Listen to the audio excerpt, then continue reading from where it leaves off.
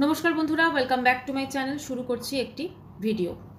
আজকের ভিডিওটা title thumbnail থেকে বুঝতেই পেরেছেন। আমি ভিডিওটা হয়তো যতটা শান্তভাবে করছি, কিন্তু মনের মধ্যে না, বিশ্বাস করুন, মানে এত রাগ লাগছে আজকে, চিন্তা করা যায় না। আমরা সকলে জানতাম যে খনিকা নাটক করছে, কিন্তু আজকে ওর এই মুখ টিপে হাসা দেখে না, বিশ্বাস করুন, যেটা ওর ননদের মেয়ের মোবাইলে ধরা পড়েছে, মানে কতটা বস্তি বাড়ি বলা যেতে পারে এই নাটকটা করার জন্য। এই নাটকটা চলছে এবং সেই নাটকটাকে শুটকে করে দিচ্ছে একটা, বলা যেতে পারে ও তো বোধহয় ক্লাস 10-এ পড়ে বা জানি না 9-এ পড়ে, কি ব্যাপার। তো স্কুল টু স্কুল যায় না বোধহয়, ওই ক্যামেরা ধরে বেড়ায়, মামিমার পিছন পিছন ক্যামেরা ধরে বেড়ায় আর এই ঝগড়াগুলো শ্যুট করে। ঠিক আছে, অবশ্য চিন্তা নেই, সেও তো একজন বড় ব্লগারই হয়ে যাবে, এরকম মিথ্যাবাদী বড় ব্লগার। সেখানে মুখ টিপে টিপে তার হাসা ধরা পড়ে যায় এবং তারপরেই তার ননদের চ্যানেলের ভিডিওটি প্রাইভেট হয়ে যায়, সেইটুকু অংশ এডিট করে তারপরে ওটাকে আবার রিপোস্ট করা হয়। কিন্তু যারা দেখার তারা আমরা প্রত্যেকে দেখতে পেয়ে গেছি এবং ওদের যে মুখোশটা সেইটা কিন্তু বেশ খুলে গেছে এবং আজকে সবার সামনে মোটামুটি চলে এসেছে যে আসলে খনিকা কি টাইপের একজন মেয়ে। প্রথম কথা হচ্ছে, ওর মধ্যে কোনো ভদ্রতা সভ্যতা যে নেই এবং যেটুকু দেখানোর চেষ্টা করে সেটা যে ডাহা একটা বলা যেতে পারে মোড়ক, সেটা কিন্তু অনেক অংশে বুঝতে পারা গেছে। আজকে হাজব্যান্ডের প্যারালাইজড সিচুয়েশনটাকে কাজে লাগিয়ে ওর চ্যানেলটা গ্রো হয়েছে। এছাড়া ওর চ্যানেলটা গ্রো কেন হয়েছে না, ওই সিচুয়েশনে ওদেরকে সাহায্য করেছিল কলকাতা ক্যানভাস একটি চ্যানেল, আপনারা সকলে জানেন। তো তারা এদেরকে প্রমোট করেছিল, যদিও এরা এতটা যখন খুব বড় ব্লগার হয়ে যায় বা খুব সাবস্ক্রাইবার বেড়ে যায় মানুষের, তখন তাদেরকে জাস্ট এরকমভাবে বলে না, সাইড ছুঁড়ে ফেলে দিয়েছে এবং তাদের অবদানকে তারা কিন্তু অস্বীকার করেছে। এরা এতটাই অকৃতজ্ঞ। আরও একজনের সঙ্গে এরা খারাপ করেছিল, স্পেশালি এই খনিকা। আমি অবশ্যই তার কথা বলবো আপনাদের আজকে, এবং আমার মনে হয় আজকের দিনে দাঁড়িয়ে তার কথাটা বলা ভীষণ জরুরি। আজকে খনিকাকে একটা সময় ছিল যখন সবাই দশভুজা দেবী, অনেক স্যাক্রিফাইস করেছে, এরকম একটা মানুষকে বিয়ে করেছে যার হাগুমুতু সব পরিষ্কার করছে, বিশাল বিশাল কাজ করেছে। এইসব করতে করতে না আজকে ও নিজেকে দেবী ভাবতে শুরু করেছে। আজকে যখন যে ঝগড়াটা হচ্ছে, যে স্ক্রিপ্টটা লেখা হয়েছে, মানে এই পুরো ঝগড়াটায় দেখুন, এই যে সিচুয়েশনটাতে ভিউজ বাড়ানোর উপায় হিসেবে কি দেখে নিয়েছে, শাশুড়ি ননদকে খারাপ করেছে এবং সেখানে বলছে, শাশুড়িকে বলছে যে আমি তোমাকে খাইয়েছি বা আমার পয়সায় খাচ্ছ। এটা কি আমার পয়সায় হবে নাকি এটা জল আর খনিকা দুজনের মিলিত পয়সা, আমাদের পয়সা হবে, আমাদের পয়সা হবে? মানে প্রথমেই জিনিসটা কিন্তু ভুল। প্রথমেই কিন্তু বেশ বলা গেল যে ওর যে চরিত্রটা সেটা ফুটে উঠলো, মানে ও সব কিছুকে আমি আমি আমি করে। ওর ওর একার পয়সা নয়। আজকে ওর চ্যানেলটা যেটা দাঁড়িয়েছে, সেখানে শুধুমাত্র জলের প্রতি মানুষের সিম্প্যাথি থেকে ওদের চ্যানেল দাঁড়িয়েছে, না তো খনিকার এতে কোনো ক্রেডিট আছে, কোনো কিচ্ছু নেই, কোনো কিচ্ছু নেই, নাথিং। হ্যাঁ, অবশ্যই ভিডিও শ্যুট করেছে, ভিডিওটা এডিট কে করেছে, ভিডিওটা এডিট করে জল, কারণ ওর হাতগুলো কিন্তু ঠিকঠাকই আছে। ঠিক আছে, আর যতটা আমাদেরকে প্যারালাইজ সিচুয়েশন দেখায় ততটা কিন্তু নয়। যদি সত্যিই ততটা হতো না, তাহলে আজকে তার ফিজিওথেরাপি হতো, আজকে তার ট্রিটমেন্ট হতো, যেগুলোর কোনোটাই হয়নি। আচ্ছা, কথা হচ্ছে যে এই যে খনিকা, তার কিন্তু অনেক অনেক কীর্তি আছে। আমি যেটুকু ব্লগে দেখেছি সেই কীর্তিগুলো বলবো, ব্লগের বাইরে তো নিশ্চয়ই প্রচুর কীর্তি থাকবে। তার ঝগড়া করার যে মানে স্রোতটা, যে এনার্জি, যে ভলিউম, সব দেখে বোঝাই যাচ্ছে যে সে কোথাকার মেয়ে এবং কি টাইপের মেয়ে, এবং তার শিক্ষা দীক্ষা, তার রুচিবোধ, সমস্ত কিছু কিন্তু প্রকাশ পেয়ে গেছে। এবং এই নাটকটা, মানে আজকে এমন অবস্থা যেখানে একটা খুব ভদ্র সভ্যতার মুখোশকে তারা পরে রেখেছিল, ভিউজ হচ্ছে না বলে সেই মুখোশটাকেও খুলে দিতে হয়েছে। হতে পারে যে কেসের পয়সাটা হয়তো দিতে পারছে না, তাই না? একটা ভিন রাজ্যে কেস চালানো যে কতটা মানে কঠিন, এবং সেখানে সুপ্রিম কোর্টে যে গেছে মানে সেখানে লাখের ব্যাপার, এবং তারপরে কেসটাকে কন্টিনিউ করা, এবং এই ধরনের কেসের মানে নতিজা যেটা, ফলাফল যেটা, সেটা অনেক টাইম লাগে, অনেক মানে সময় সাপেক্ষ ব্যাপার। আমরা তো দেখতেই পাচ্ছি কি হচ্ছে চারিদিকে, কত ইম্পর্টেন্ট কেস কিন্তু পড়ে থাকে, সেগুলোর হয় না, হিয়ারিং হয় না, বা সেগুলো প্রচুর টাইম লাগে, সময় সাপেক্ষ ব্যাপার। সেখানে এই কেসটা তো বোঝাই যাচ্ছে এটা কত দিন বা কত বছর টাইম লাগবে। যাই হোক, সেটা তো যখন হবে হবে, কি হবে সেটা তো যদি ওয়াইটি থাকে আমরা অবশ্যই দেখতে পারবো, কিন্তু ততদিন অবধি, একবার যখন তুমি কি কেসে পা দিয়েছো, তাহলে অতএব ততদিন অবধি কিন্তু ওকে কেসটাকে টানতে হবে। এবং ওর এখন যা ভিউজের অবস্থা, ওর অত মানে প্রায় বোধহয় 5 লাখের হতে যাচ্ছে সাবস্ক্রিপশন, কিন্তু ওর ভিউজ সেখানে অনেক এক একদিন যখন নর্মাল ব্লগ দেয় 7K 10K, একটুখানি ওই জায়ের বাচ্চা হওয়াটাকে ইয়ে করে একদম যেন নিজের বাচ্চা হয়েছে, নিজে যেন প্রেগনেন্ট, সেইটা ইয়ে করে একটু ভিউজ বেড়েছিল। তারপরে কিন্তু আবার সেই views 7K 10K 11K 15K এরকম থাকে, তাও আবার কোনো অ্যাট্রাকটিভ টাইটেল দেয় যেখানে কিন্তু সত্যি তার মধ্যে ওর ভিডিওর কোনো মিল থাকে না। তো যাই হোক, এখন সেসব দিনে তো চলছিল না। আবার একদিন আমাদের শুনিয়েছে ওদের নাকি খাওয়া দাওয়ার পর্যন্ত পয়সা নেই, মানে কি ও খুব চিন্তা করে যে কি করে ওর ফ্যামিলির সব সদস্যদের খাওয়াবে, অথচ সেই বাড়িতে যখন তার মাসি আসে, মানে ফরেন থেকে মাসি আসে ঝোলা ভর্তি গিফট নিয়ে, তখন কিন্তু তার বাড়িতে মাটন চিকেন সমস্ত কিছু, এমনকি চিংড়ি মাছ সমস্ত কিছু একদম এলাহি আয়োজন করা হয়, তখন কিন্তু টাকা পয়সা সব কিছু থাকে। আচ্ছা, এবারে কথা হচ্ছে যখন এদের কাছে টাকা পয়সা এসেছে তখন কিন্তু ওরা হাজবেন্ডের চিকিৎসা করানোর তখন সেকেন্ডারি হয়ে গেছে। তখন ফার্স্টের দিকে কি চলে এসেছে? ফার্স্টের দিকে চলে এসেছে যে লাইফস্টাইল কি করে উন্নত করবে। লাইফস্টাইলের মধ্যে মেন হচ্ছে ঘর করেছে আর খাওয়া, ওদের খাওয়াটা ভীষণভাবে মানে প্রায়োরিটি পেয়েছে। আসলে মনে হচ্ছে ইউটিউব করার আগে ঠিকঠাক খাওয়া দাওয়া করতে পারেনি, তো সেই জন্য ইউটিউব করার পর প্রচুর প্রচুর খেতে পাচ্ছে বা প্রচুর প্রচুর ভ্যারিয়েশনে খাবার খাচ্ছে হয়তো, তো সেই জন্য হয়তো সেই জিনিসটা প্রায়োরিটি পেয়েছে। এবারে কথা হচ্ছে আজকে যে কেউ ধরুন একটা ওয়াইটিতে এসে যদি কেউ দেখে ওরকম একজন প্যারালাইজ কন্ডিশনের মানুষ, অতএব তার সাথে সে যদি ব্লগ করছে বা কিছু একটা করছে বা কেউ যেন কোনো বড় চ্যানেল তাদেরকে প্রমোট করেছে, অবশ্যই তাকে কিন্তু সাপোর্ট করবে মানুষ। তখন ছিল, এখন অতটা নেই। এখন যদি এই সিচুয়েশনটা আসতো ওরা কোনোদিনই দাঁড়াতে পারতো না। তারপরে যখন ওর খনিকার আসল যে প্রতিমূর্তি সেটা যখন বেরিয়ে এলো, আসল মানে মুখোশের মধ্যে থেকে আসল মুখটা যখন বেরিয়ে গেল, কতটা প্রতিহিংসা পরায়ণ সেটা যখন সে দেখিয়ে দিল, তখন তো তার থেকে কিন্তু ভিউয়ার্সটা সরতে শুরু করলো।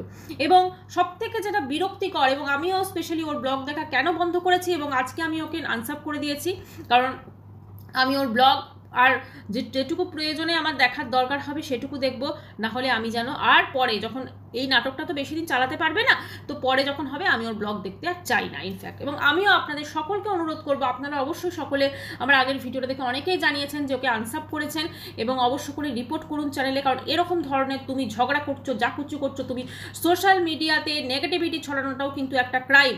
আজকে যদি কেউ এই ধরনের একটা কোনো কেস করে না ওর বিরুদ্ধে যে ওর নেগেটিভিটি ছড়াচ্ছে, ঠিক আছে, ওর চ্যানেলে নেগেটিভিটি ছড়ানো হচ্ছে, ওর চ্যানেলে হিংসাত্মক জিনিস দেখানো হচ্ছে, তাহলে কিন্তু অনেক বড় পর্যায়ে পৌঁছে যাবে। যাই হোক, তো কথা হচ্ছে যে এইরকমভাবে তুমি সোশ্যাল মিডিয়াতে নোংরামি ছড়াবে আর মানুষজন ভিউয়ার্সটা চুপ করে থাকবে, এটা কোনোদিনই হতে পারে না। আজকে ওর কমেন্ট সেকশনটা না অনেক কিছু বলে দিচ্ছে, একটাও আমি পজিটিভ কমেন্টস খুঁজে পেলাম না, একটাও আমি পাইনি, কিন্তু সমস্ত নেগেটিভ কমেন্টস এবং একই কথা, তুমি নাটক করছো, তুমি নাটক করছো, নাটক করছো, নাটকের স্ক্রিপ্টটা ভালো হয়েছে, এই হয়েছে সেই হয়েছে, সমস্ত সবাই কিন্তু একটাই কথা বলছে, এটা নাটক, এটা যাত্রাপালা, এটা এই, ঠিক আছে, সবাই ওর আসল চেহারা কিন্তু বুঝতে পেরে গেছে। আর এটা তো হবারই ছিল।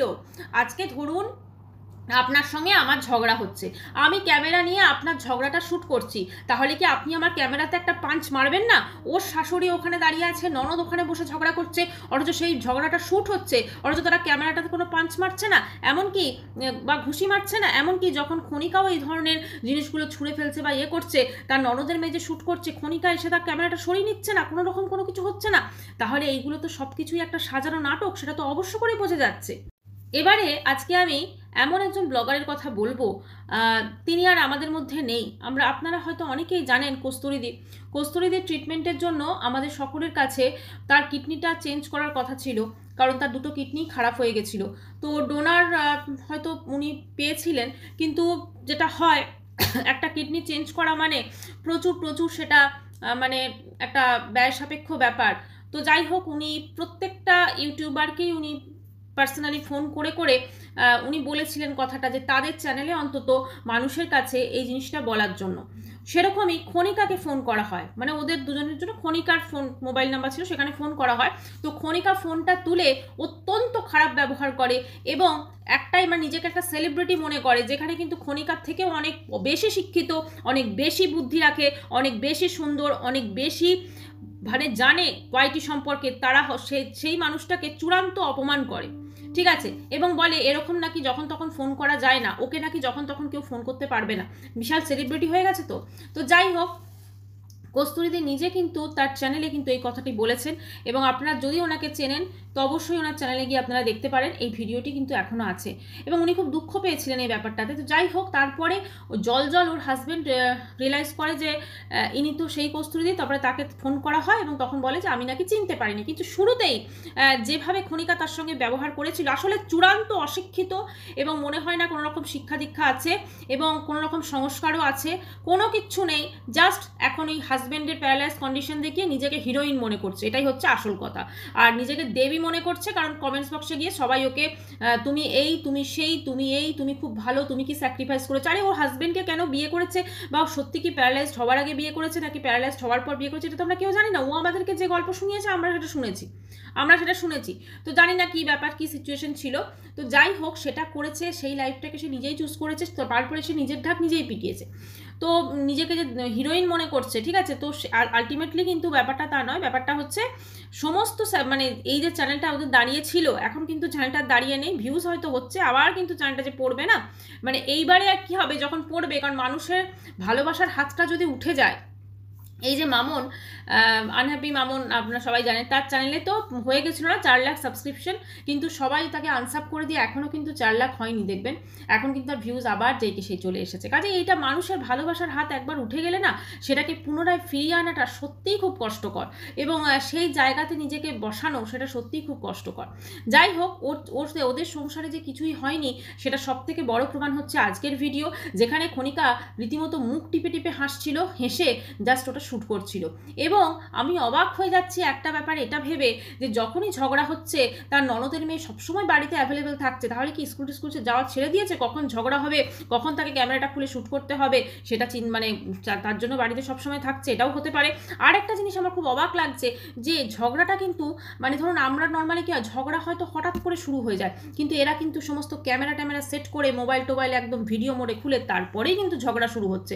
কাজে একটাই কথা বলবো, যে চূড়ান্ত বস্তি বাড়ির মতো নোংরামো এবং অসভ্যতা ওয়াইটিতে এরা ছড়াচ্ছে, তার তীব্র বিরোধিতা করুন, এদের চ্যানেলকে বয়কট করুন, যেহেতু তারা ওয়াইটিতে এই নোংরা হিংসাত্মক জিনিসগুলো ছড়াচ্ছে, ফ্যামিলি কেচ্ছা তারা আনছে, তাদেরকে বয়কট করুন, তাদেরকে আনসাবস্ক্রাইব করুন, তাদের রিপোর্ট মারুন, এবং ওয়াইটি টিমকে গিয়ে, টুইটারে গিয়ে, ইউটিউব টিমকে গিয়ে সব জানান যে পুরো ঘটনাটা চ্যানেলের নাম দিয়ে এরকম ওয়াইটিতে চলতে পারে না। মিথ্যা সাংসারিক অশান্তির নাটক করে তারা ওয়াইটিটাকে নোংরা পর্যায়ে নিয়ে চলে গেছে।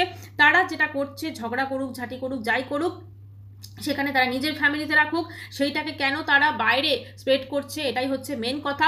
ওয়াইটিটা অবশ্যই তাদের প্রফেশনাল একটা জায়গা, এবং কিন্তু সেখানে নর্মাল ব্লগ দেখাচ্ছে, ব্লগের মধ্যে একদম ঝগড়া করছে, সেই জিনিসটাকে ওয়াইটিতে তুলে ধরা আমার মনে হয় সেটা কোনো মানে কখনোই উচিত না।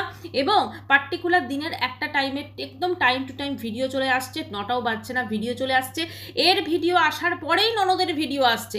আপনি আরেকটা জিনিস ভাবুন তো, যদি সত্যিই কারোর সঙ্গে ঝগড়া হয়, ধরুন আপনার সঙ্গে আমার ঝগড়া হয়েছে, তাই তো, এবার আমরা দুজনেই শ্যুট করেছি ঝগড়া, যদি আমরা এই পর্যায়ে থাকি, তাহলে আমি তো মানে সঙ্গে সঙ্গে শ্যুট করে সঙ্গে সঙ্গে আমি ভিডিওটা ছেড়ে দেবো। আমার তো ভয় থাকবে যদি আপনি আগে ভিডিওটা ছেড়ে দেন, কিন্তু না, এদের দেখবেন এরা কিন্তু প্রথমে খনিকা ছাড়ছে, তারপরে গিয়ে ননদ ছাড়ছে, কারণ দুজনের মধ্যে একটা আন্ডারস্ট্যান্ডিং করা আছে যে আমি আগে ভিডিও ছাড়বো, তারপরে গিয়ে তুমি ভিডিও ছাড়বে, তুমি কিন্তু আমার আগে ছাড়বে না।